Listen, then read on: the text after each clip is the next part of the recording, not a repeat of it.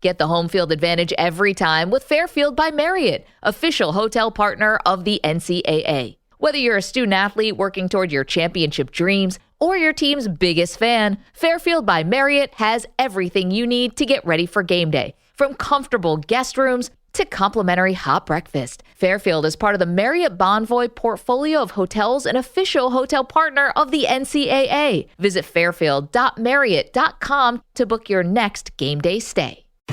Breast milk science. It's a thing, and it's our thing. We're ByHeart.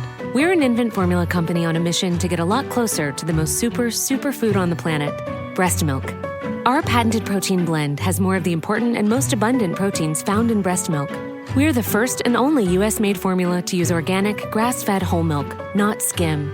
We make our formula in our own factories in Iowa, Oregon, and Pennsylvania, using a small batch manufacturing process that works to preserve the integrity of our ingredients. We ran the largest clinical trial by a new infant formula company in 25 years and clinically proved benefits like easier digestion, less gas, and softer poops versus a leading infant formula. We were the first infant formula company to earn the Clean Label Project Purity Award. And while we've put a lot into ByHeart, there's a long list of things you won't see on our ingredient list, like no corn syrup, no maltodextrin, no GMO ingredients, no soy, no palm oil. ByHeart, a better formula for formula. Learn more at byheart.com. For the ones who get it done, the most important part is the one you need now. And the best partner is the one who can deliver. That's why millions of maintenance and repair pros trust Grainger. Because we have professional-grade supplies for every industry, even hard-to-find products. And we have same-day pickup and next-day delivery on most orders. But most importantly, we have an unwavering commitment to help keep you up and running. Call, click Grainger.com, or just stop by. Grainger, for the ones who get it done. Welcome into The Verge, a show which covers the Baltimore Orioles minor leagues. The Verge is part of BSL Radio. Baltimore Sports and Life is dedicated to analysis and discussion on the Orioles, Baltimore Ravens, and the University of Maryland. The site has a team of writers providing coverage of those teams and houses live streaming content weekly. Join the conversations at the message board, like BSL on Facebook, and follow BSL on Twitter.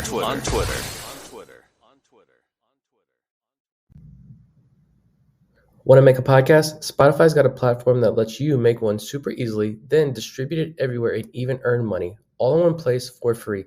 It's called Spotify for Podcasters, and here's how it works. Spotify for Podcasters lets you record and edit podcasts right from your phone or computer, so no matter what your setup is like, you can start creating today.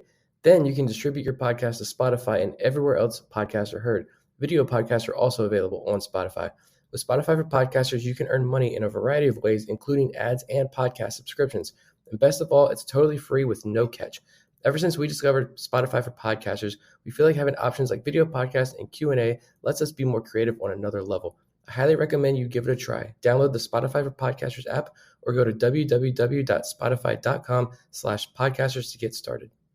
Welcome to On the Verge. This is Zach Spedden, joined as always by Bob Phelan and Nick Stevens. And on tonight's episode, we welcome Baltimore Orioles pitcher Bryan Baker. In addition, we're going to talk a little bit about the latest news with the MLB lockout and get into some pieces that Bob, Nick, and I wrote over at BaltimoreSportsAndLife.com that looked at the Orioles depth chart for 2022. First off, though, we'll introduce tonight's guest. He is a right-handed pitcher who spent the 2021 season in the Toronto Blue Jays organization, making his major league debut with the Blue Jays last year. He was selected off waivers by the Orioles in November. He is Bryan Baker. Bryan, how are you? I'm doing great, man. Thanks for having me on. Thank you for joining us. So we'll just start off with everything that's been going on with the lockout. How do you follow along with the CBA negotiations? And before the lockout started, how much contact did you have with the Orioles? The way it worked out, whenever I was claimed, I had about a couple of weeks before it was really a lockout. So there wasn't too much contact. And it's been pretty quiet since then. So I'm going to be a new face around for sure, and having to introduce myself and meet some people and everything. It's going to be fun. But as far as the CBA stuff, it's I'm just down here in Palm Beach Gardens. That's where I come every offseason to train and just kind of participating in an extended off season right now. So I'm just staying ready. So I'm ready to play when everybody else is. So how frustrating has it been for you? Because having 2020 wiped away because of the pandemic, and then 2021, I think your spring training started out with you were a little banged up then. Now 2020, you got this lockout. You're a brand new organization, and you got a pretty fantastic opportunity here to be a major contributor with the Baltimore Orioles. How frustrating is that for you?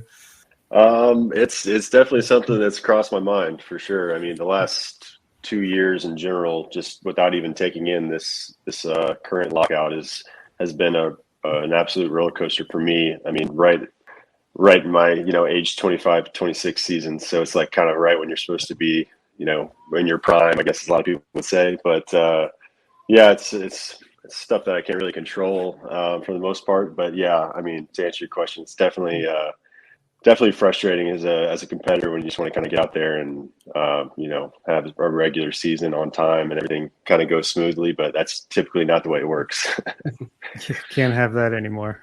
You mentioned you're a fresh face for the Orioles. You will be once spring training eventually gets started, and same with Orioles fans. So I mean, unless they watched you in your only major league appearance September 5th against Oakland, how would you best describe your pitching style and the types of pitches you throw to just give our listeners a better idea what to expect when they see you on the mound? Yeah. So the last couple of years, I've been a back end reliever for the most part. I'm right-handed, power pitcher, try to go right at guys, fastball up in the zone a lot. And then changeup's probably my best secondary, and kind of a newer slider that came a long way last year. So it's like a 4-seam changeup and then a slider. Were you surprised last year? Once we saw that the Orioles acclaimed you, of course, us as fans, we go right to your stat pages and look up the numbers, and they were fantastic last year in AAA. Were you surprised that you didn't get more run at the major league level, considering some of those numbers you put up? Yeah, I mean, it's tough being that was kind of my second stint in AAA. I kind of got up there right before in 2019 before the COVID season, but it's crazy once you get there. It's you do your best no matter what, and kind of wait for that opportunity, and you really have no idea when it's ever going to pop up. So yeah, it's definitely hard to stay patient at times, but yeah, I was just super glad to get the opportunity in general. It was awesome. Nick mentioned that your numbers were excellent last year at AAA Buffalo, and one of the things that really stands out is that you really cut back on your walks. Was that a real focus for you going into 2021, and what did you work on during the season to continue that improvement? Yeah, it's I'd say that was like kind of the main focus, just staying healthy and pounding the strike zone, which they kind of go hand in hand, because especially like you said, coming into last spring training, kind of had a little setback with my arm, and then the whole rehab process to get back. And then I was healthy right as the AAA season started last year. So it was just a focus in general, just because I know I can trust my stuff, just to make sure to put it over the plate and make the hitters beat me. That's just kind of the mentality that I adopted and found some success with. So I just try to attack, and then get away from those bad counts and those walks. Yeah, so it seems like if you just look at the batting average against, batters seemingly have just a very hard time making solid contact. There must be some kind of hop on your fastball that's just, they can't hit it. What would you attribute that to? Yeah, I don't know. It actually used to be considered flat, just because back in the day, before all this advanced data and everything, I was told to throw the fastball down, and it didn't play as well until kind of just started figuring out that I could throw it higher, and it typically plays a little better. So that was a turning point. And then switching from a started reliever early in the minors kind of changed my mentality in general, and the stuff kind of had an uptick just from that switch, just from a mentality standpoint. And then was able to kind of experiment a little more, and then throw that high fastball a little more. I kind of have some cut on it sometimes, so I think I I might get lucky and miss a barrel here or there just with some accidental cut as well on the fastball. So I'll take it. And you do always hear about how, a player moves from starter to reliever, and then, the stuff ticks up, whether it's fastball velocity, movement. What do you think that comes from? Just the adrenaline from coming in an important situation in the middle of the game versus, going through just a routine? Yeah, it's really hard to explain until you've really done both for a little while. And I was a starter my whole life until I got to play in the Cape Cod League after my sophomore year of college, and I had like a 2-week kind of tryout thing, and it was the only innings I could get were out of the pen. So it was kind of the first time. So I got to experience it a little bit there, and I really liked it. And then I went back to school for junior year, still a starter, and then a starter all the way through rookie ball, and then made the switch in low A when I was with the Rockies. But yeah, it's a completely different game. You're not worrying about rolling through the order a couple times. You don't really have to save any energy or anything. It's kind of everything you got for that 1 or 2 innings, whatever it may be. So yeah, I think that was the biggest change in general, to where I feel like I could kind of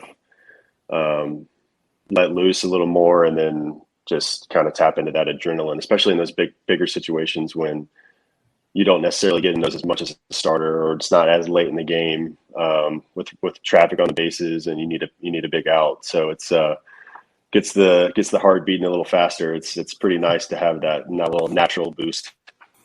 I feel like it takes a special breed of pitcher to come out of the pen in those high leverage situations, especially with guys on base and game on the line. I love it. That's why I love relief pitchers so much, bullpen guys, because there's always something that makes you guys unique in some way, I feel like. But I was reading an interview. An interview you did last year when you were with Buffalo, and you talked about one of the more difficult aspects of transitioning from starter to reliever was that process of developing a routine. And we kind of always hear that, well, if this guy just moves to the bullpen, everything's going to play up and he can be successful there. But, what is that process like for someone who came up through baseball as a starter?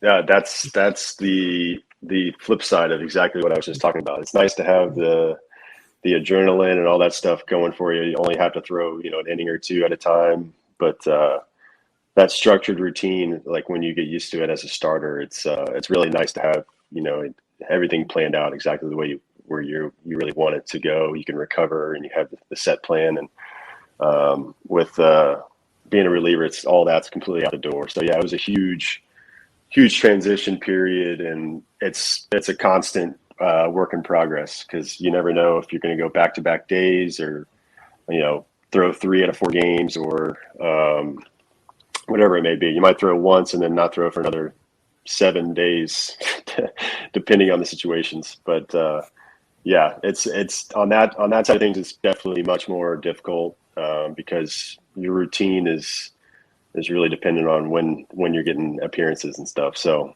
that is the difficult part of it. But kind of having a set base routine you can kind of go through each day, at least for me, like prep wise, and then really just listen to my arm in terms of workload, and in terms of how much I want to throw that day prior to the game, plays a lot more into being a reliever and being ready to go whenever your name's called. Going back to when you made that jump from the Rockies to the Blue Jays organization when the trade happened, looking at your numbers, it seemed like after you joined Toronto's organization, you kind of really started to take off with the Blue Jays. Was there something that the Blue Jays did to help unlock something in your game to help you take off, or was that just more of like maturing as a pitcher out there on the mound? I think it was probably a combination of both. The Blue Jays kind of allowed me to be more myself in terms of finding that kind of the way to attack hitters just completely differently, especially in my first couple of years as a starter when I was 89, 92, just kind of played totally differently. And then as the velo went up, I could start using it in different ways. But and then just learning to throw strikes. That's the important piece in all of it. But yeah, I've certainly both played into my development over the last few years.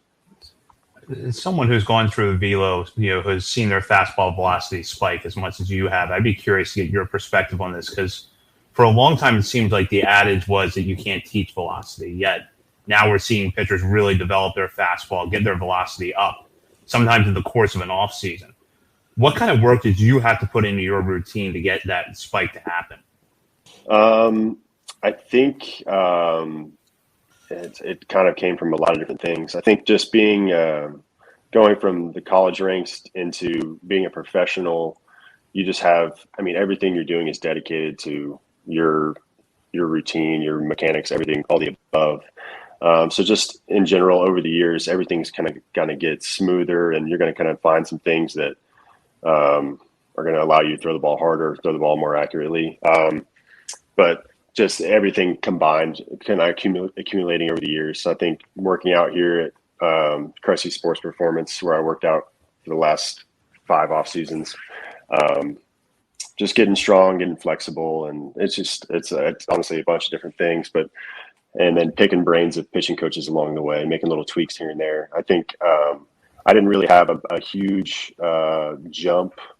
It was kind of gradual and finding something here and there that works for me. And then the jump, I'd say just the jump from being a reliever or being a starter to a reliever was the biggest actual notice, well, okay, and now I'm throwing this hard. All the other stuff is kind of just kind of accumulated, like I said, over the years.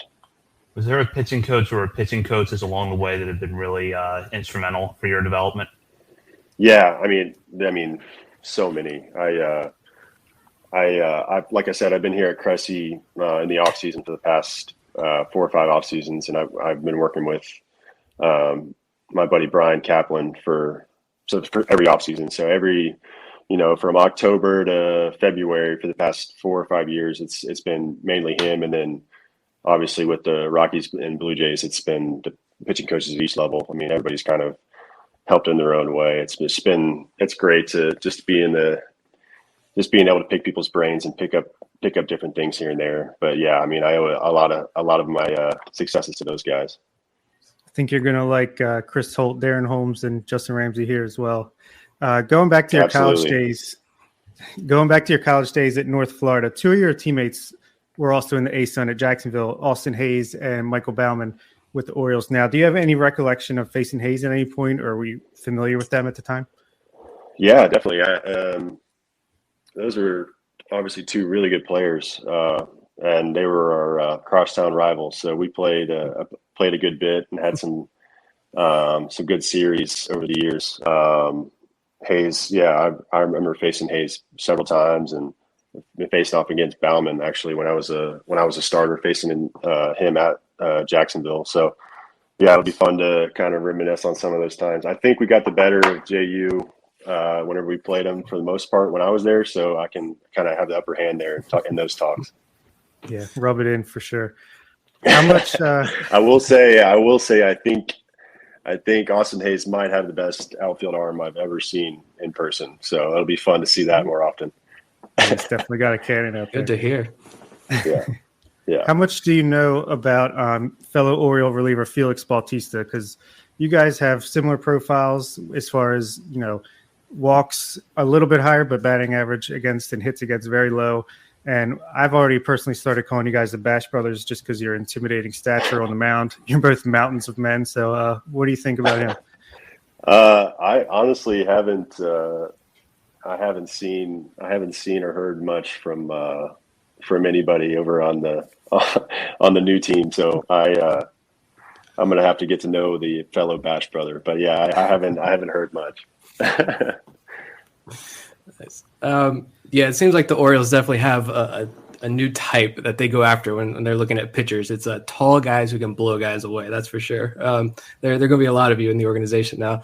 But looking at some of the changes in the game more recently, have you pitched with the automatic ball strike zone thing yet? Have you had an opportunity to work with that at all? No.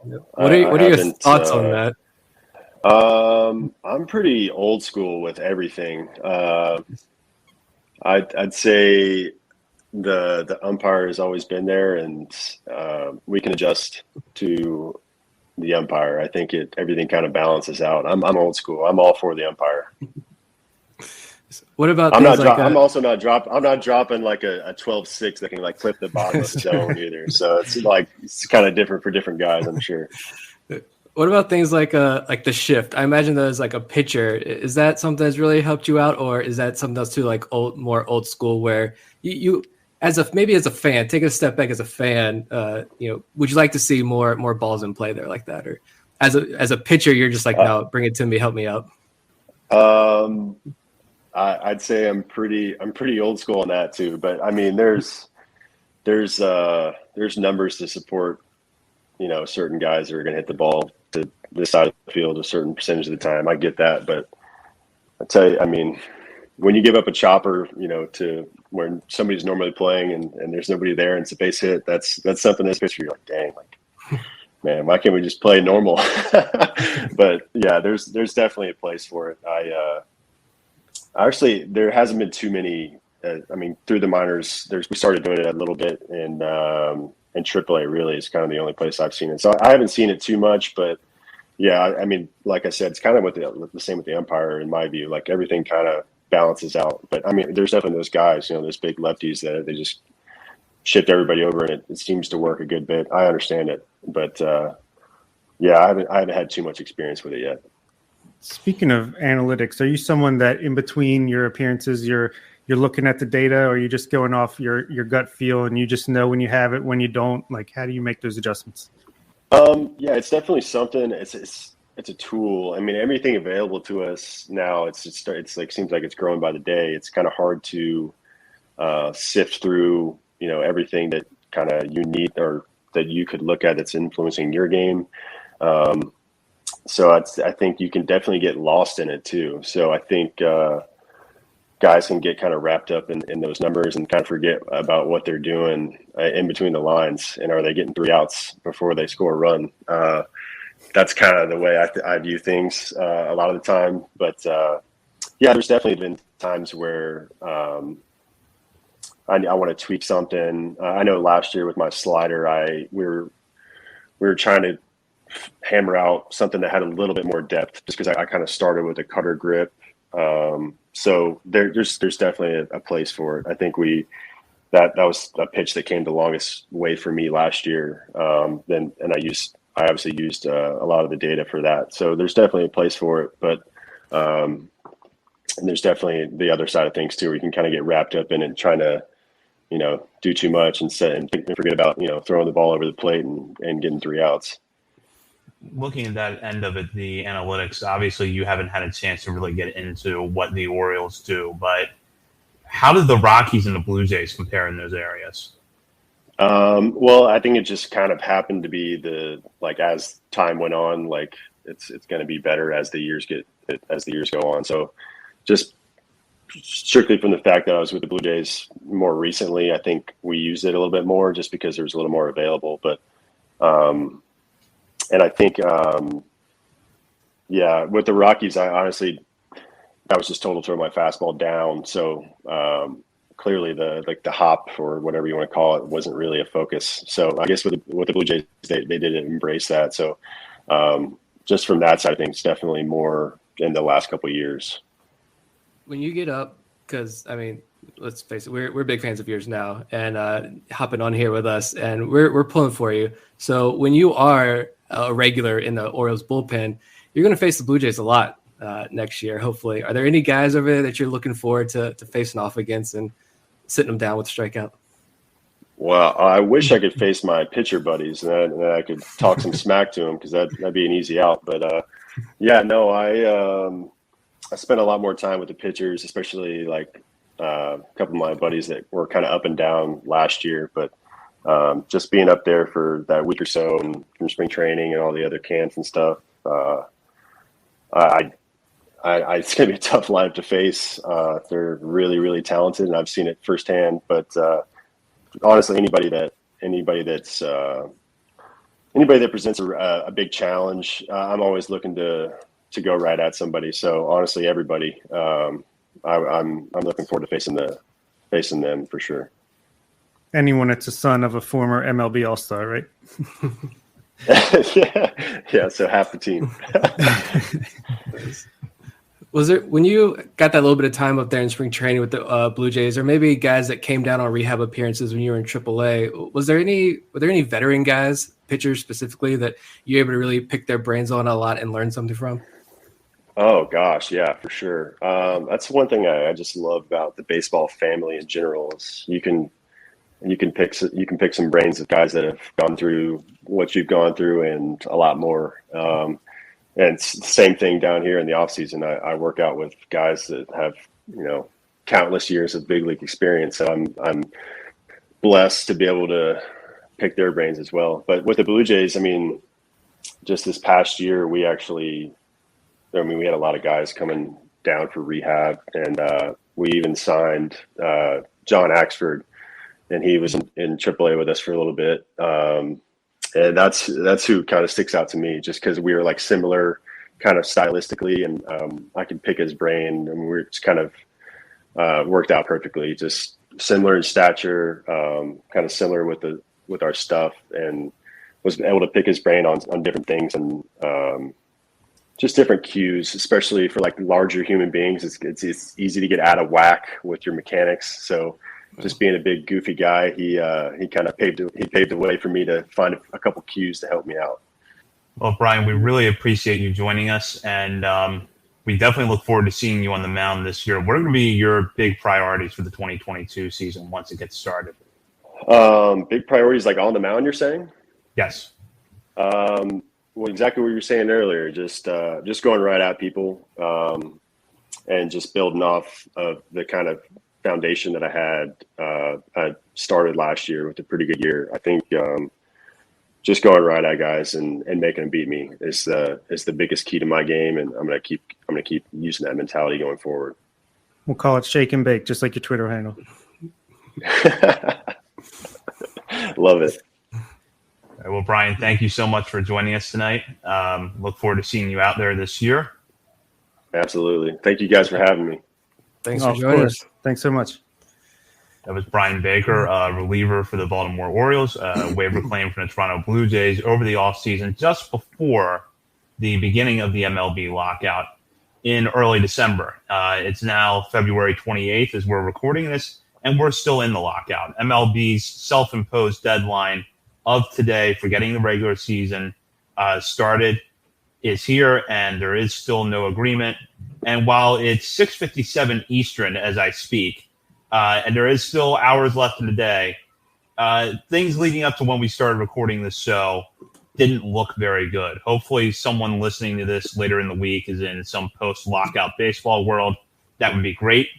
But right now it's not looking all that good. So, Nick, I'll start with your thoughts here. CBA, we've seen negotiations drag out with some. It feels like every time you think they're starting to take a step forward, something happens and they take 3 steps back. That's kind of where I am right now, but I'm curious to get your thoughts. Yeah, that's why I don't really pay attention to the day-to-day stuff. Like, to be honest, I can't do it. It's frustrating because, and you hear like the interview we just did with Bryan there, he's saying he just joined this organization. He is a 27-year-old reliever. He's got this opportunity now where he saw an inning of work in the major leagues last year. So I'd imagine that itch is even bigger than it was before, because now he wants to prove to everybody in this brand new organization that he can stick in the major leagues. And like, he's had very limited contact with the entire organization. So he's going to get to spring training, and then what? It's going to be the first day of school all over again whenever this thing gets going. And that's going to be frustrating for a lot of guys in Baker's situation as well. All the free agents that are still out there. And then, from Orioles, us being a minor league focused podcast, you look at guys like Kyle Bradish, DL Hall, Taron Vavra, like they're going to be stuck doing nothing. Working out on their own without direct supervision of the organization. And that's extremely frustrating. That's the most frustrating part for me. Like, I want to see these guys out there getting better, being prepared for the 2022 season, and there's nothing they can do about it, unfortunately. Yeah, I've always been optimistic this whole time, just because I'm like, they just missed this pandemic season. It was 60 games. You can't do this again. I'm like, they'll wait it down to the wire, and then, something will come through that favors the owners, but it'll get done. But the point where that kind of changed for me was when the players made a new proposal, made a bunch of shifts, like hugely downgraded their asking on the percentage of the pre-arbitration players. I think it was from like 80% to 35%. And the owners come back with raising 1 year of the CBT by $1 million. And it was like, what are we doing here? They actually don't want to play for the month of April. This is insane. They're not negotiating whatsoever. So yeah, I'm pretty much just wake me up when it happens. And in the meantime, I'm just getting ready for minor league baseball. Yeah, exactly. And I'm excited about the minor league season, but in the back of my mind, I keep thinking, Taron Vavra is not going to be in the opening day lineup for the Tides if the lockout's not over. Kyle Braddis is not going to be in the opening day rotation. DL Hall's not going to be in the rotation wherever he needs to go. And it's not like somebody like Bryan Baker, who's on the 40-man roster, can just go to Norfolk and get innings while they wait for this to end. So the implications of this are big. And, I'm frustrated at this point because I think that if we don't have a deal here soon, we're probably looking at a lost month because, like Bob said, the owners are willing to sacrifice April. I mean, they more or less threatened today to, delay the whole or cancel the whole first month of the season. So this is where we are right now, and I want to see a deal happen, but I just am not hopeful at this point that we're going to get the first month in. Yeah, and that's I saw a tweet. I don't know who put it out earlier today when. Something about the players getting frustrated now, openly frustrated about this idea that the language that's being used, referring to them as, assets, pieces of a puzzle, whatever it was. I can't remember the exact tweet, but, these are guys like Baker there sitting with no paycheck. The guy he's not living off a $10 million signing bonus out of college. So he doesn't have that income coming in right now. That's why for me, like I'm 100% pro player here. And I don't see any. Are they perfect in this situation? Is the PA perfect in this situation? No. But at the same time, I'm 100% pro player, and I hope they get everything they deserve because these guys deserve to get paid. They deserve to be treated fairly. And from the playing side of things, it's easy for us to kind of sit back and say, like, yeah, we can be excited for minor league baseball, which we are, and it's great. Follow us on Twitter, Facebook, Instagram. Listen to our podcast. We're going to be there every single day. This is our time to shine for real now.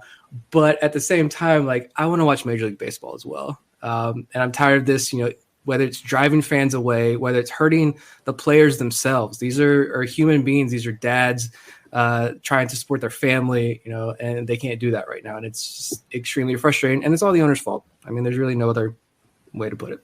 Yeah, it's a great point, Nick. And yeah, I said, wake me up when it's signed. I'll just watch minor league baseball. But yeah, you're right. I want this to happen. I want to watch Adley Rutschman make his major league debut. I want to see, all these guys play. And it's just depressing to watch how it's playing out. So that's why I'm just let's get it done with. Well, and I'm not going to go into the, I'll never watch baseball again territory. And I know that's not true. I mean, the three of us spend an hour to an hour and a half each Monday talking about baseball. We're not the type of people that Major League Baseball needs to worry about whether or not we're going to come back. But if you're a casual fan or you're kind of on the edge, I'm worried that this is going to, lose some people. And, I'm not oblivious to the fact that baseball has a relevance problem anyways. I might have a different opinion on why it's not as relevant as the NBA as others, but I do think it has a relevance problem, and this doesn't help. And, I was thinking about this today because I follow the NFL. I'm a Ravens fan, but I'm not as into the NFL as I am MLB. I remember the NFL lockout, and I remember the season not wanting the season to be delayed.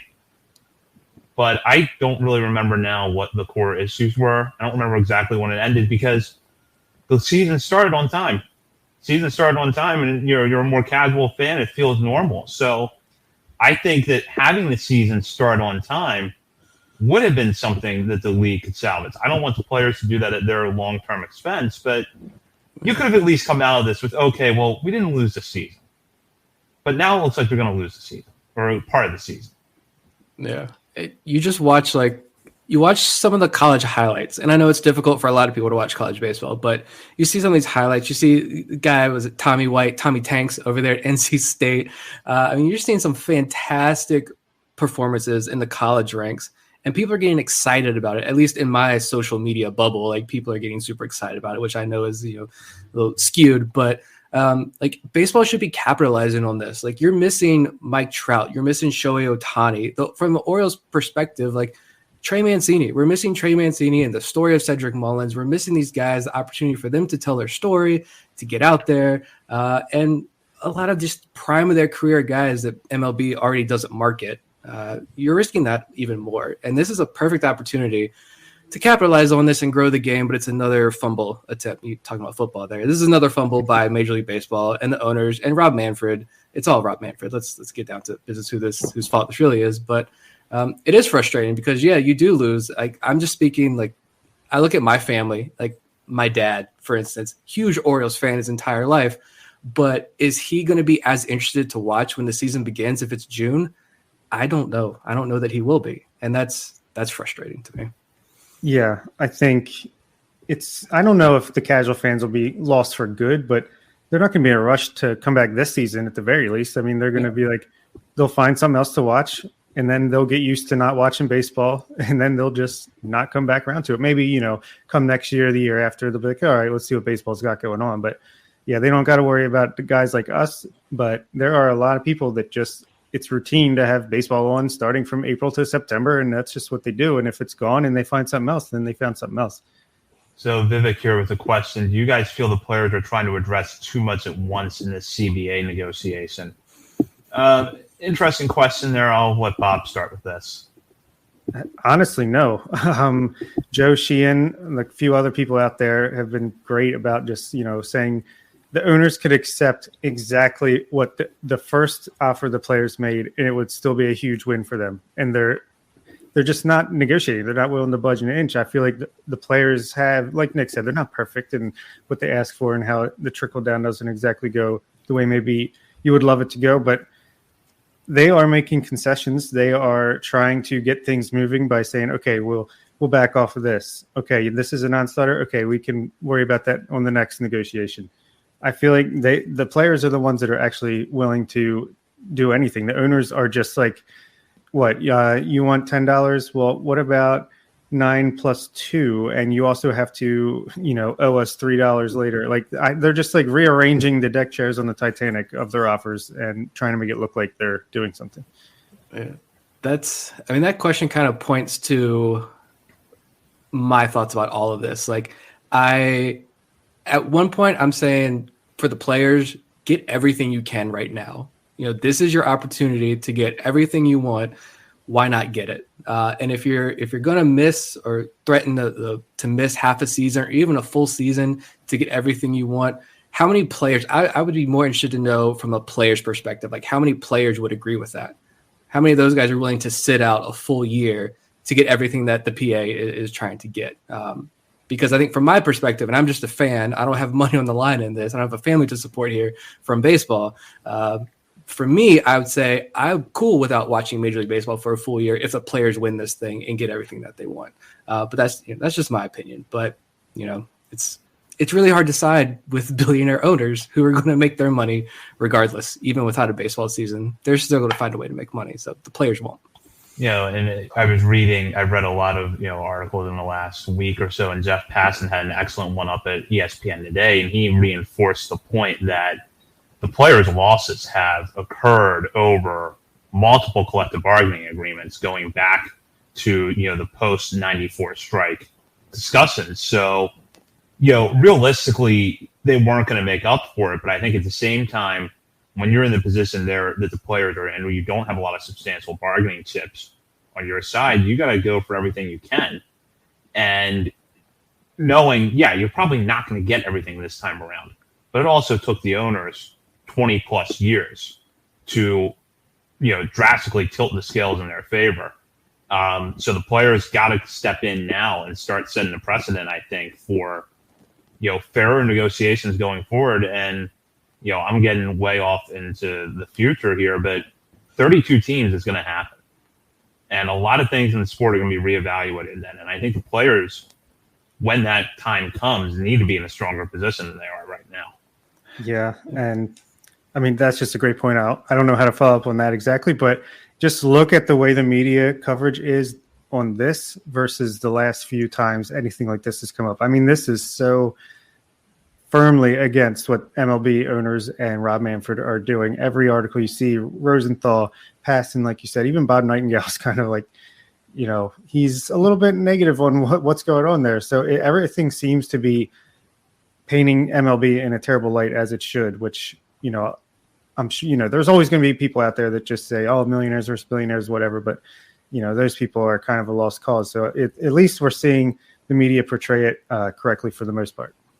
Yeah, it's, I want baseball, but these guys deserve a piece of the pie, as well. And I think the only thing that I would like to see more of, and it's not going to be addressed with this, but I feel like at the end of the day, one thing that continues to get passed by over are the minor leaguers as well. What are they going to get out of this? It doesn't seem like they're going to get much of anything, which is frustrating as well. And I guess that's a whole podcast series in of itself. I think. Yeah, even the manipulation of the service time. There it is, service time manipulation. Even that, their answer was the top. If you finish first or second in Rookie of the Year, then you get your year back. Like, that's what we're doing here. That's the only answer. I don't know. This angle has been played out. I've heard this discussed a lot in kind of baseball media circles. I think that there is merit to having the, awards basically incentivize, or placement awards incentivize teams. But I also don't know how I feel about that when you have writers voting on the process. I wouldn't feel entirely comfortable voting on Rookie of the Year anymore if I knew it could be the difference, second or third could be the difference between a player getting an extra year of service time or not. And I'd be curious to hear the perspective of someone who has voted on these awards before, because that would feel really uncomfortable to me. Well, I don't know. What was it that they were talking about tying to, like, Fangraphs WAR, whatever that was? And Eric Longenhagen was on, I don't know if it was Effectively Wild or Kevin Goldstein's podcast, Chin Music, but he was on there and he was like, look, I make these lists over at Fangraphs. And so, like, if he's going to vote for that, he's like, I'm going to give it to the kid who needs the bonus check. Like, I'm going to throw my vote personally where I want to see that money go, right? Or I'm going to skew this how I see fit. And like a lot of writers are going to do that. And then you just have a lot of clueless writers out there who are going to vote for whoever they want to anyway, without actually looking at any numbers or anything. Or they're going to say who has the highest batting average, and that's going to be their vote there. But yeah, that's all ridiculous to me, because again, those writers are human beings and they're just going to kind of vote how they feel, or they're going to vote to fill their own agenda, which again, how do you stop that? And if anything, isn't tying it to Rookie of the Year going to just make teams want to keep players down longer so that they're not a front runner for the award anymore, because they can only accumulate so many stats in X amount of time? I mean, I just feel like there's so many holes. Like, just make it, if you play in the major leagues, that it counts as a year, period. That's it. That's a great point, Bob, because think about last year's American League Rookie of the Year race. I mean, don't you feel like Wander Franco would have won that award if he had been up earlier in the year? Away easily. Yeah, that's a great point. I guess we just get rid of the minor leagues, right? Forget them all. Yeah, start cutting them one at a time, apparently. Jeez Louise. Yeah. It's, I don't know. Part of me still wants to remain optimistic and say that even if it's 150 game season or 145 game season, we'll get it. But yeah, as the day goes on more recently, I get more and more pessimistic about that view. But at the same time, again, I have that part of me that tugs at me and says, well, that's okay, because I want the players to win. But we'll see. There's minor league baseball, there's college baseball, there's independent league baseball. All that's still going on. Support it. Orioles fans are pretty lucky in that there are a lot of minor league affiliates within a very, very close drive. So go check out those affiliates. Go to a Bowie Bay Sox game. Yeah, I'm lining up if I can make it to Norfolk April 5th. Let's go. Racing to Adley. I'm there. So we got a question here from Added, and we'll use this to kind of transition into our discussion of the Orioles 2022 depth chart. But how legitimate are the Orioles interested in offering Carlos Correa a 10-year, $350 million deal? It feels very Machado Padres timing to me. Also, who gets impacted more, Henderson or Westberg, with this idea? So take the first part of that question. There was a report that I believe came out today from a Spanish language outlet that linked the Orioles to Carlos Correa. Now, I'm just going to say full disclosure, I don't speak Spanish. I saw an English translated version of the article that I'm not confident was completely well translated.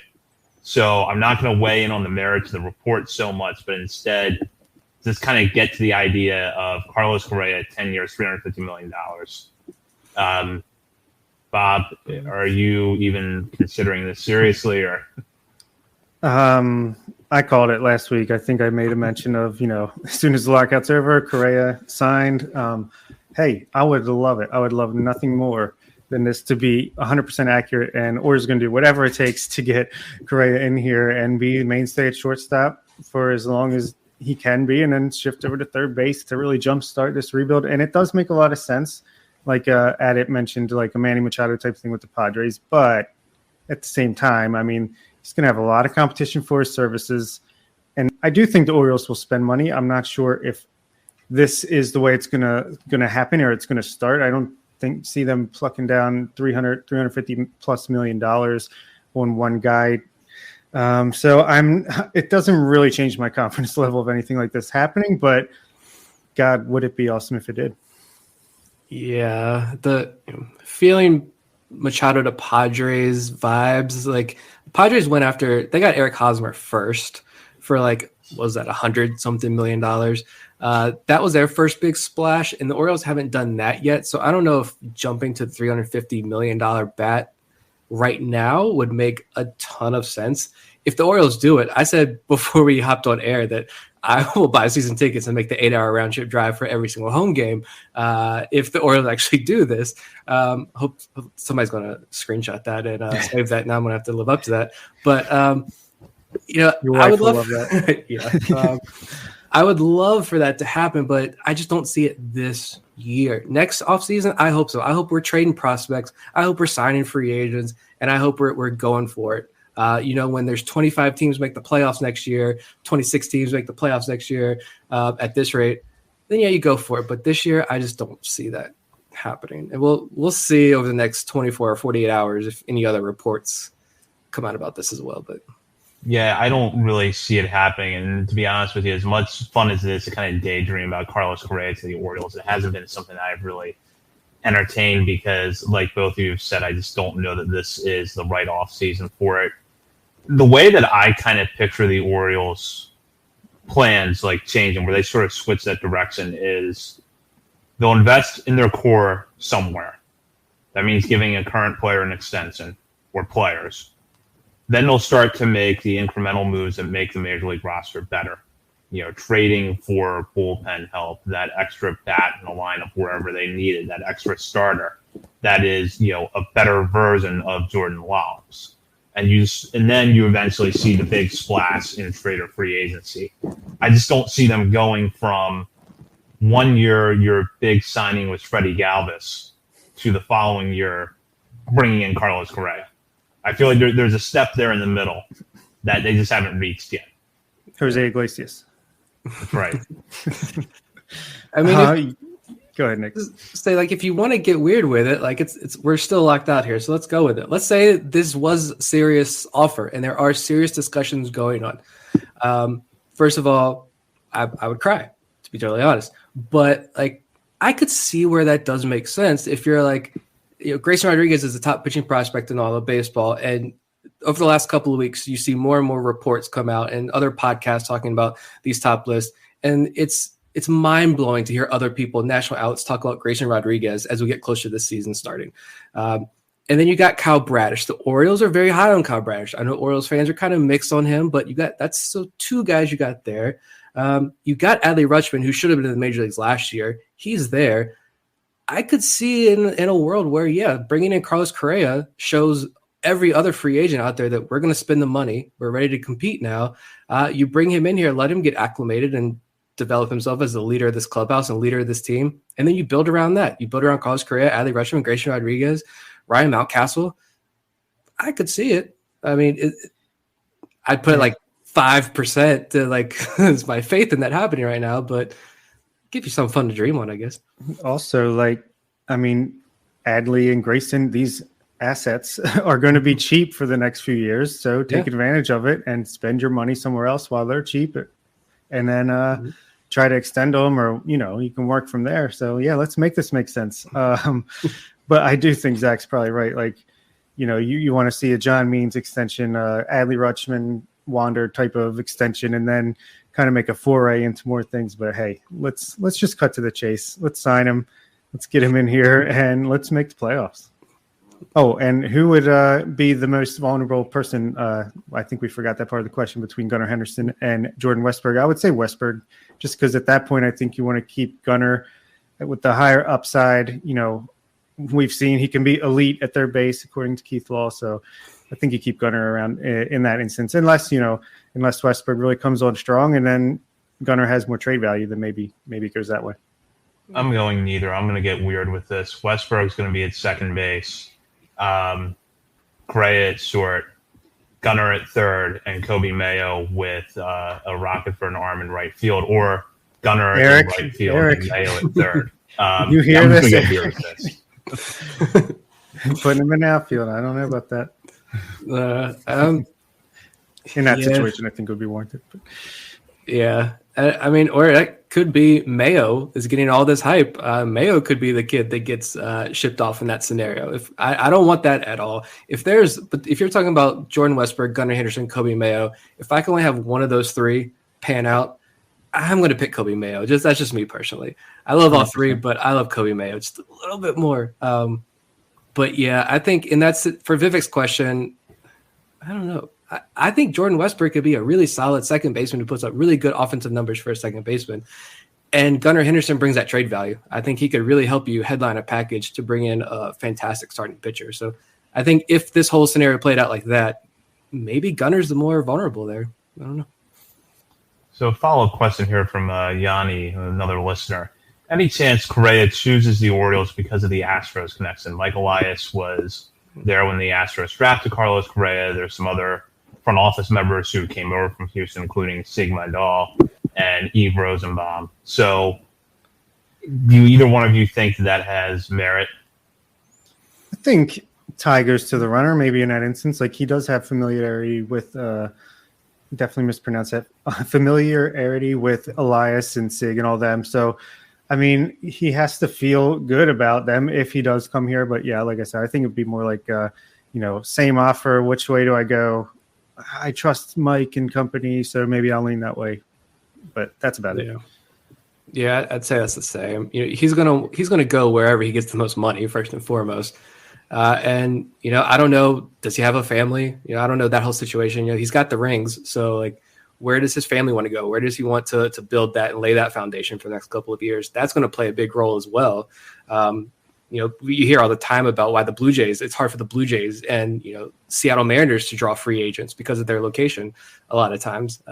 So that's going to be first and foremost. But yeah, I think if it's close, sure, why not go with the guys you trust to help bring you up and help make you the player you are today? So we'll transition now over to our latest stories over at BaltimoreSportsAndLife.com. Bob, Nick, and I did a series where we looked at the Orioles' 2022 depth chart. We each took an area of the team and wrote about it. I wrote about the catching and infield situation. Nick did the pitchers, which we'll get into in a minute, both the rotation and the bullpen. But Bob had the outfield, which seems to be the area of the team that has the most depth throughout the organization, and that is pretty set coming into 2022. So, Bob, what are your impressions on this group?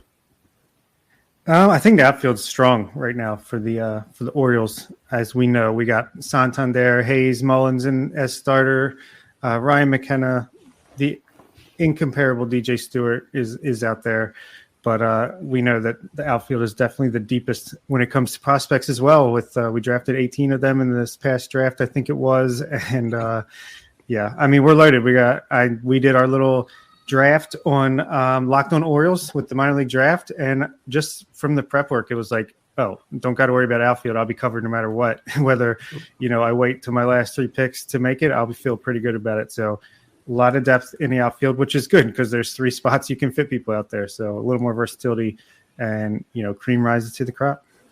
Yeah. And for me, when I look at the outfield, like I'm still excited about, obviously I'm still excited about Cedric Mullins, Austin Hayes, but you look out there and everyone is worth being excited about. There's one guy, DJ Stewart, and he can go. But other than that, like there's still a lot of promise. Even Santander. I mean, Orioles fans really love Santander. I don't hate the guy. I just need him to get on base and stay healthy.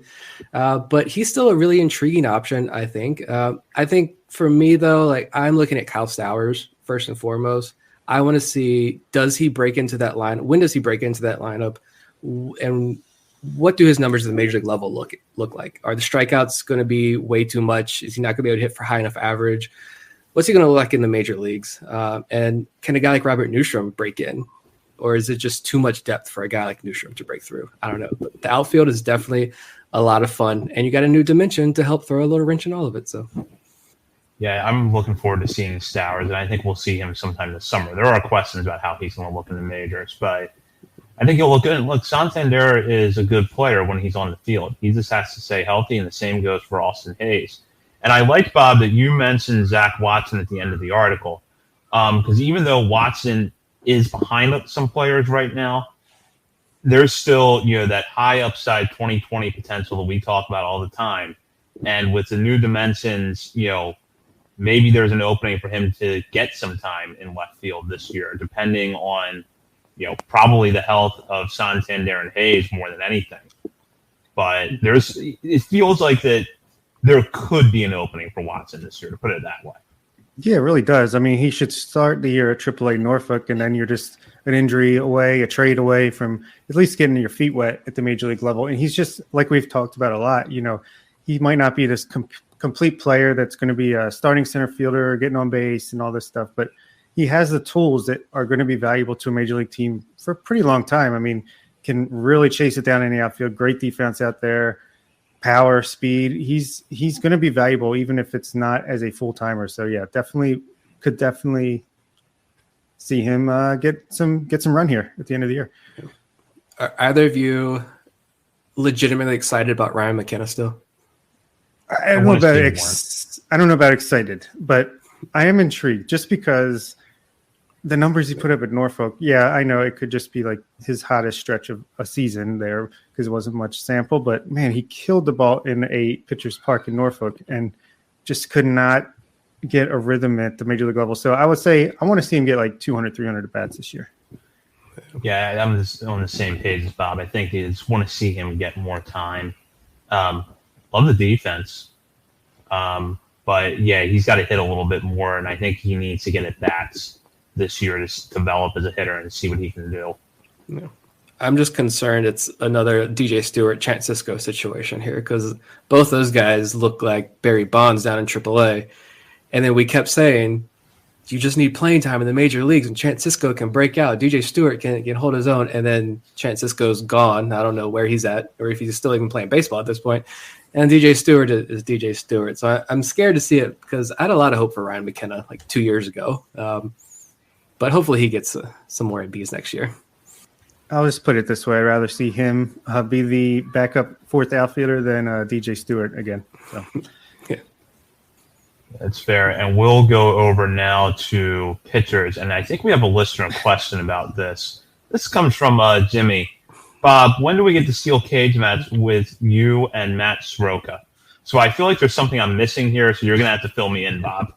Yeah, so Matt Soroka of Section 336 podcast, they were just talking on their podcast this past week and mentioned us and specifically me by name as saying, I'm probably going to hear from these guys when I say this, but, the pitching depth at the minor league level is an issue. And, just the same thing that this Dan Conley is putting out there for the past year or so. And no, I'm not going to fight Matt Soroka. He is a smart, intelligent guy. And we kind of had a little bit of a back and forth on Twitter where we kind of understood where we were coming from, but I'll save my ire for the Dan Conleys and Keith Laws of the world, who they just had the best Q&A session of any Oriole fan could ask for this past week on The Athletic. But yeah, my point was basically the Orioles have two of including the very best pitching prospect in baseball. And, depth-wise, we might be middle of the pack, upper middle of the pack, but that's fine because the Orioles have intentionally focused on position players because they know there are other ways to acquire. This is the same things we've been saying over and over again. But, some people, they need to see it to believe it, so we'll have to see it. I think to say that there's no pitching depth in this system, regardless of who you are, I tweeted it out. I said it's a lazy take, and it is because I watch these guys every single night, and I've watched the progression all through last season. I've watched the progression over the last 2-3 years, and it's real progression. And I think you tweeted out the clip as well when Kevin Goldstein and Eric Longenhagen were on the Effectively Wild podcast talking about Prospect Week over at Fangraphs.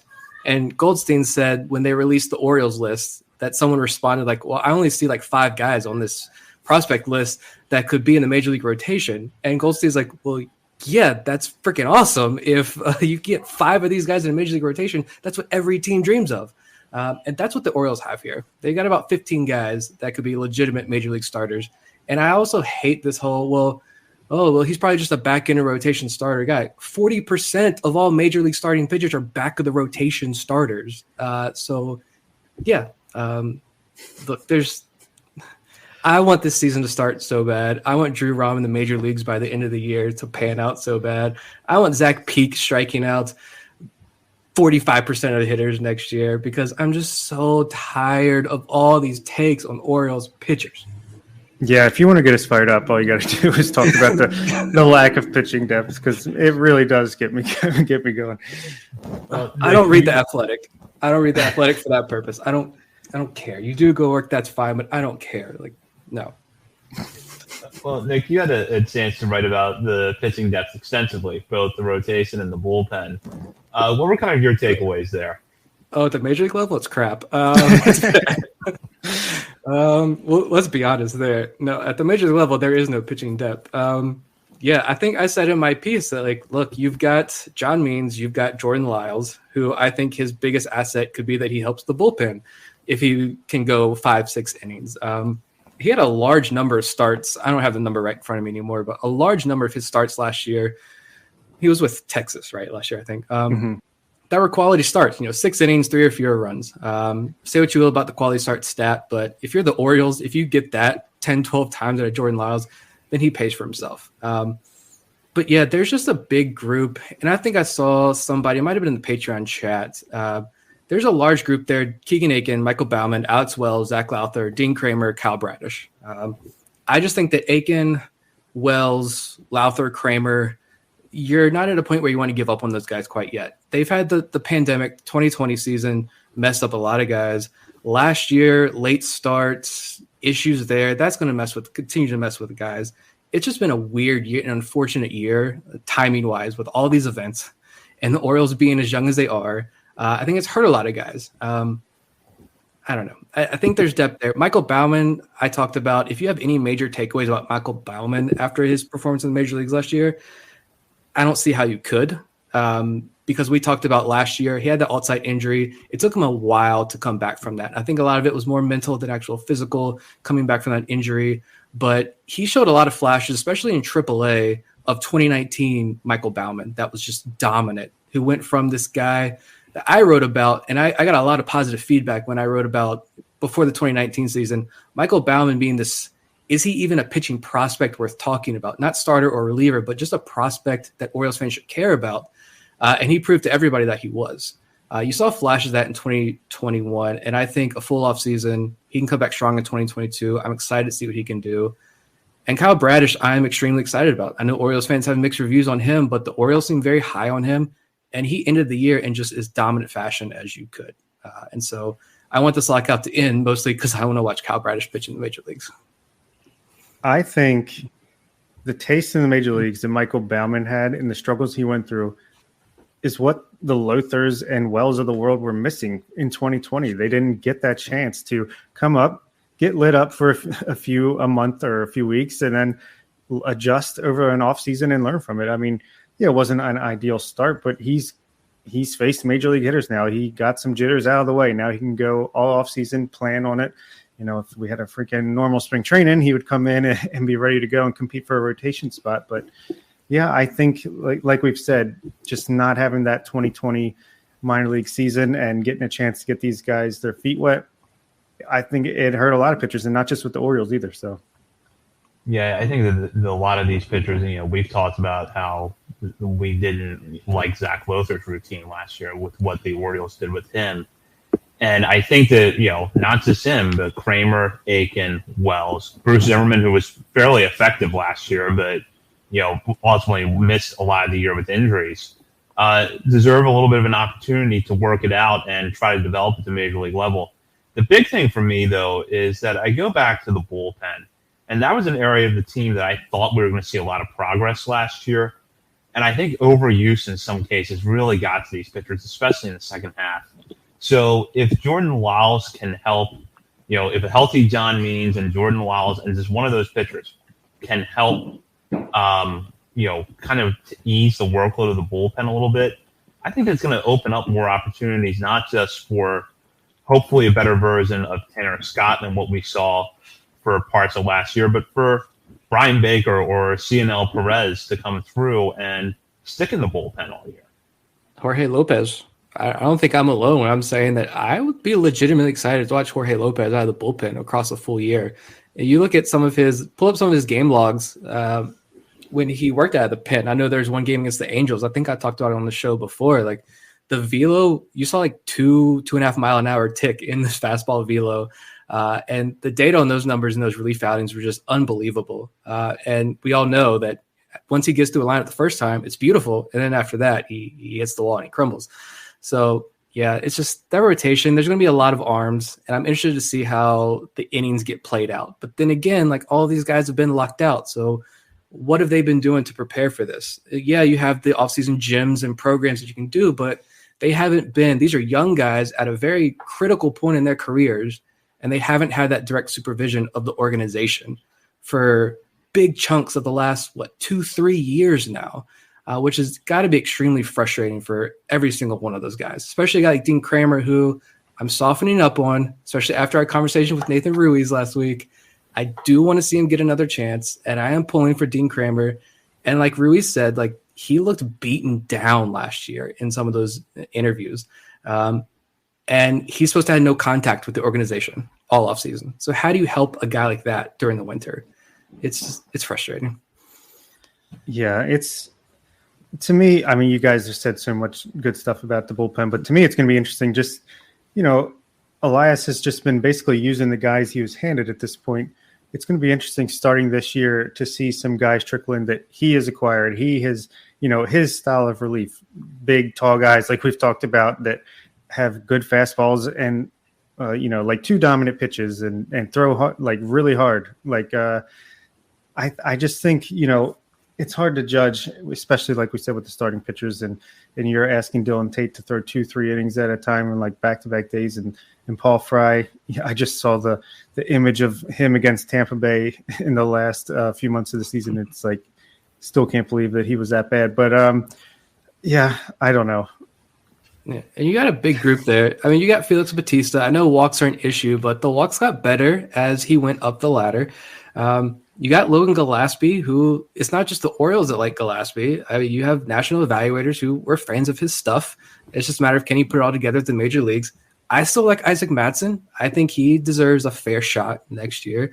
I think there's going to be an interesting group, at least if there's going to be the core that you have, Wells, Tate, hopefully Fry and Scott, and then the fringe of that bullpen are going to be a lot of like up and down guys. But I feel like that fringe is a step up compared to last year.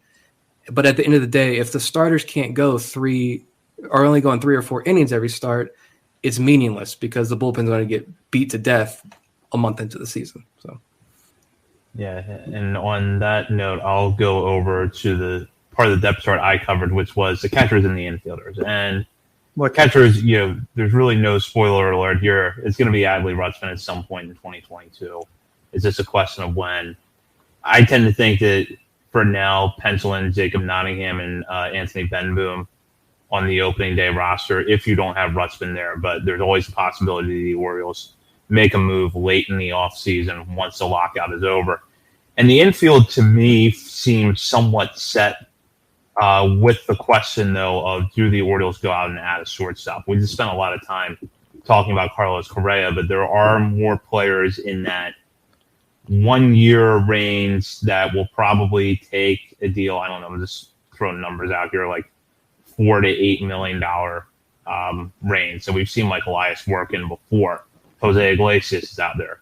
Andrelton Simmons, who would be my personal choice in that group, is out there. Jonathan Villar is out there. So there are some players on the other that when we get on the other side of the lockout, the Orioles could take a chance on. But I'll just start with Nick here. General thoughts on that group between catching and infield? I mean, I definitely don't hate it. The Orioles offense, I feel like, kept them in a lot of games last year. And for many nights, like, it was fun to watch this offense. You're going to have Adley Rutschman in this lineup for sure at some point. Just a matter of when, not if. You know what you got in Ryan Mountcastle and Trey Mancini. Mancini is going to be full off season. I imagine he's going to be even healthier next year. For me, like, when I'm looking at this infield, though, like, what happens with third base? I joke a lot about Kelvin Gutierrez. I do love that defense, but guy can't hit anything. So what do they do at third base? And you really don't have that third base prospect to bring up. Like, is Rylan Bannon going to be a guy that contributes at all? I don't know. The most intriguing name for me, though, is going to be Jahmai Jones. I am still intrigued. We'll say that, intrigued instead of excited, to see what Jahmai Jones can do. You always hear about the athleticism. The athleticism is there. He can be a game changer, I think, defensively and with his speed. But, can he hit the baseball? That's his biggest struggle. I don't know. We'll see in 2022, I guess. Yeah, third base. I don't like Rougned Odor or Kelvin Gutierrez there. Maybe if you put Jorge Mateo or you sign Correa or Simmons or someone like that, you can slide Ramon Urias over to third base. I don't know if he's got quite the arm to play there full time, at least to start the year. And then you can, have Jahmai Jones and a few other characters battle out for second base. Maybe Rylan Bannon get in the mix. But yeah, outside of first base, and obviously we know what we got in catcher, that infield is definitely, let's get these prospects that are right in our top 10 up as quick as possible, huh? I think you'll see a lot of activity there. I mean, yeah, I think there's some comments there. The Rule 5 is an option if that happens. I think I've now seen the people kind of say, well, if it happens or if it's canceled. So maybe there are even talks about them canceling the Rule 5 draft. I don't think anybody knows at this point, except we know that, like, scouts are being banned from the workout stadium. So other teams can't scout potential Rule 5 picks, which, shout out, hide Nick Vespi, all you can there. But yeah, it's maybe you address it through the Rule 5 draft. There are some interesting options. Check out our episode with Vivek. Some great names there. Maybe there are a ton of free agents. Sign a third baseman, sign a shortstop, and then, because I don't know if I particularly want to see Ramon Urias at shortstop every day. I want to see him at second base. And I think he can be a really fun tool for the Orioles next year. But sign a third baseman, sign a shortstop, and let's shore up this infield for sure. Yeah, Ramon Urias is going to be a nice utility infielder in 2023, 2024 when we're in the playoffs. Yeah, I just want to see his bat in the lineup more this year. And, I think ideally it would come at second base, but just get his bat in the lineup as often as you can.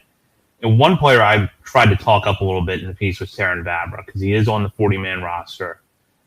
He's going to need a lot of time at AAA just because he missed so much of last season. But do either of you feel like once we get to the All-Star break, you could start looking at him as a potential option at second base for the Orioles? Yeah, I do. Yeah, I definitely think so, especially if he's healthy and performing at AAA. I don't see why not. Yeah, and I've kind of said before that I don't know if I see him as an everyday future second baseman as a major leaguer, but you mentioned in the piece here, like, he's got the high on base percentages, the high walk rates all throughout the minor leagues. That's what he does really well.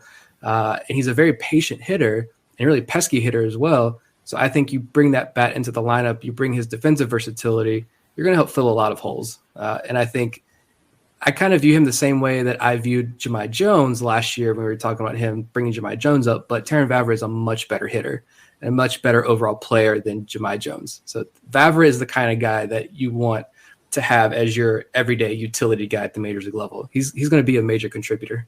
Yeah, and he might be that long term, right? When the Norbies and the Westbergs and all are up, and Joey Ortiz and stuff like that. But I mean, for now versus what we have, run him out there at second base every day until he proves that he can.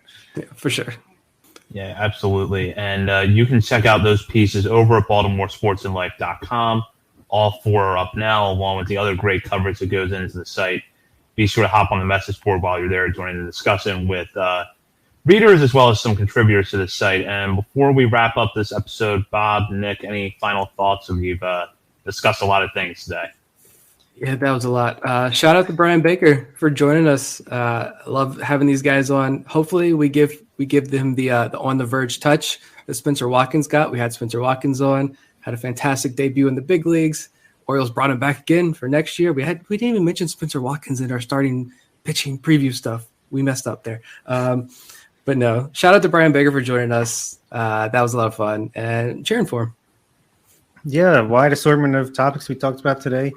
Had a lot of fun. Yeah, Bryan Baker was great. Didn't know what to expect with I had never seen him pitch other than the clips that Nick has put on our Twitter. So that was cool. And can't believe we're going to sign Carlos Correa. Let's get this lockout ended. I'm excited.